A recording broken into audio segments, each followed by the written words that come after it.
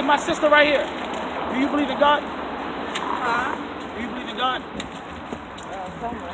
Somewhat? What do you mean somewhat? What's that mean?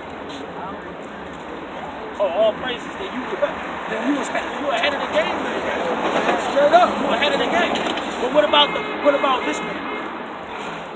That's the real. Oh, so you know who this is then? All praises to the Most High.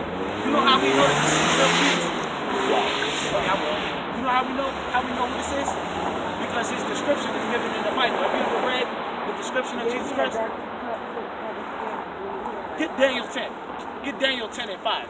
I'm going to give you the description. I want you to read it again out of the Bible. There it is again. Oh, you are? So your father was a so-called Haitian? No, Haitian, so-called. Because you know where the word Haitian comes from? It comes from the Greek word Hades, which means hell. Yeah. So he's not hell. Your father is actually a god on earth. That's right. He's not a Haitian. He's a Levi. He's a Levi. Yeah. Like, for example, do you know what the name Levi means? I'm going to show you what the name... Get the name Levi. Genesis 29 and 34, yo. Genesis 29 and 34. Because I just told you that a Haitian, the word Haitian is just derived from the word Hades, which means hell, right? Yeah. So let's see what God actually calls you and your father. Or your father and you. Read that real quick. The book of Genesis, chapter 29 and verse 34. Read. And she conceived again. This is Leah. She got pregnant again by our forefather Jacob. Read. Oh, yeah. And bare a son. And she bare her third son. Read. And said, now this time will my husband be joined unto me. What does it say? Now joined unto me. The name Levi means joined unto me, or joined unto God. Keep reading.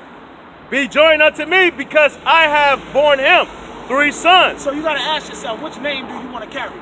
Do you want to carry the name Haitian, which literally means hell? Or do you want to carry the name Levi, which means joined unto God? Oh, all praises to the Most High. Now, so you're familiar with what we teach? A little bit. I just know a lot about it. You know who one of the most famous men to ever come from Levi is? Moses. Yeah. Moses, right? What color was Moses? Read that in the Bible? Let's get it out of the Bible. Get that real quick. Hey, Shalom, brethren. Hey, get that real quick. Let's get Exodus chapter 4, starting verse 1. Shalom, shalom.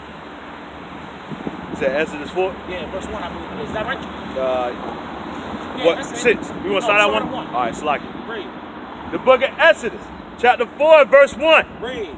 And Moses answered and said, but behold, they will not believe me, nor hearken unto my voice. Read. For they will say, the Lord has not appeared unto thee. And the Lord said unto him. Jump down to verse 6. So this is Moses speaking to the Most High God, telling the Most High God, these people ain't gonna believe that you sent me out there. Right. So he was asking God for a sign. Let's get one of the signs that God gave to Moses. Verse 6. Read. And the Lord said furthermore unto him, put now thy hand into thy bosom. Read.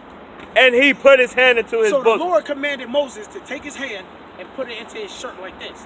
And Moses did exactly what he was commanded to do. Read. And he put his hand into his bosom. Read. And when he took it out, when he plucked it out, read. Behold, his hand was leprous as snow. His hand became white like snow. So that tells you automatically that Moses is not what? Moses isn't a Caucasian man. That's right. Because that wouldn't be a miracle for the white man to put his hand in his bosom and it comes out white. That's not a miracle. But when a black man puts his hand in his bosom and pulls it out and it turns white, that's a miracle. Now watch what happens. Keep reading. Verse 7. And he said, put thy hand into thy bosom again. Read. And he put his hand into his bosom again. Moses put his hand back into his bosom. Read. And he plucked it out. And he pulled it out again. Read. Of his bosom. And behold, it was turned again as his other flesh. It turned back to the same color as his other flesh. Back to being brown again. That's one of those, you ever seen the 10 Commandments movie with Charleston Heston? No. Well, in that movie, they show one of the miracles when Moses throws the serpent, throws the staff on the ground, and it becomes a snake. But they never showed a miracle when Moses put his hand into his shirt and pulled it out and it turned white. You know why, right? Because it would expose all the lies that comes with white man Jesus. Because you can't find anybody in the Bible that looks like this. Give me Isaiah 29 and verse 22. Wait, matter of fact, give me the one in Numbers chapter 12 about Mary. You know Moses, before I jump the gun, you know Moses had a brother, right? His brother was named Aaron. And he had a sister. His sister was named Miriam, right? You ever heard of her before? Yeah. Do you know what happened to Miriam when she was disrespectful to Moses? Let's find out. Give me that in Numbers. You know what I want? Yeah, I'm in 12. The book of Numbers, chapter 12 and verse 9. Read. And the anger of the Lord was kindled against him, and he departed. Read. And the cloud departed from off Read. the tabernacle. And behold, Miriam became leprous, white as snow. When Miriam disrespected her brother Moses, the curse that God put on her was to strip away all her pigmentation, strip away all her color, and she became leprous as snow. Snow is white, right? You know God is also telling you that white skin or pale skin is leprosy, right? That's a damn curse. To be completely honest with you. No, not freckles. To be made all pale. That's a curse. And that's what happened to Miriam when she was disrespectful to her brother Moses. God stripped away all of her melanin. But you know that the so-called Levites are so-called black, and you know that to be called Levi means that you're joined unto God. I should never, if I ever see you again, I don't even want to hear Haitian or Haiti come out your mouth, yo. Straight Levite, yo. And keep the commandments. You know you Israel, there's a camp right across the bridge. Okay, I heard about that, but I'm gonna check it out one day. Hey, go check that junk out. There's some real good brothers up there, sis.